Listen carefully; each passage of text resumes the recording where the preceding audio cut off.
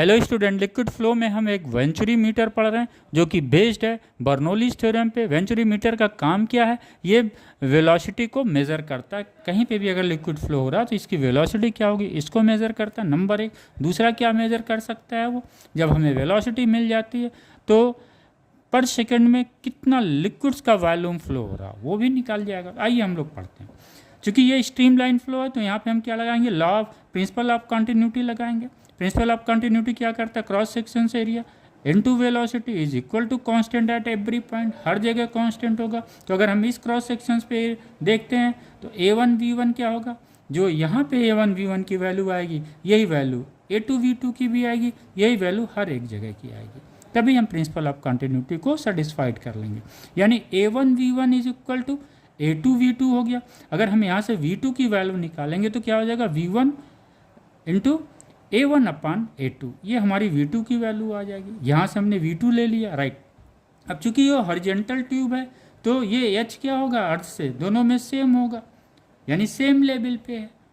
Okay, तो वहाँ पे बर्नौलीज थ्योरम में क्या हो जाएगा, pressure energy plus kinetic energy constant हो जाएगा। चूंकि H यहाँ पे अगर हम रेफरेंस पॉइंट, इसी को हम रेफरेंस पॉइंट मान लेते हैं तो H इक्वल टू क्या हो गया, 0 हो गया, हमें ये मिल गया, राइट।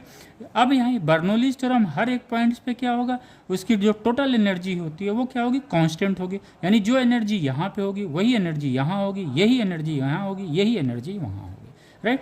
हमने इसको लगा लिया तो फर्स्ट में यहाँ पे हमने देखा, एक्स पे देखा P1 plus half rho V1 square, right. यहाँ पे ये क्या होगा, इक्वल होगा किसके, P2 plus half rho V2 square, जहाँ पे ये रो क्या है, डेंसिटी ऑफ द लिक्विड। अगर हम इसको देखें, ये जेड पोर्शन पे नैरो है, इसका क्रॉस सेक्शन एरिया क्या है, A2 is lesser than A1। अगर ये A2 क्रॉस सेक्शन एरिया उसका कम होगा तो V2 क्या होगा, अधिक होगा, चूंकि प्रिंसिपल ऑफ कंटिन्यूटी को सेटिस्फाइड करना। ओके, अब हमने इस इक्वेशन को इधर लाया तो मिला मुझे P1 minus P2 equal to this equation मिल गया, इसकी वैल्यू ये आ गई। अब आइए ये P1 क्या है, P1 इतना लिक्विड्स कॉलम का प्रेशर है जो यहाँ पे लगा रहा है, राइट। यही उसका भी प्रेशर हो जाएगा जो ये लिक्विड्स लगा रही है, राइट। ये P2 क्या है, ये इतना लिक्विड कॉलम जो यहाँ पे प्रेशर लगा रहा है जो इक्वल है किसके, इस प्रेशर के।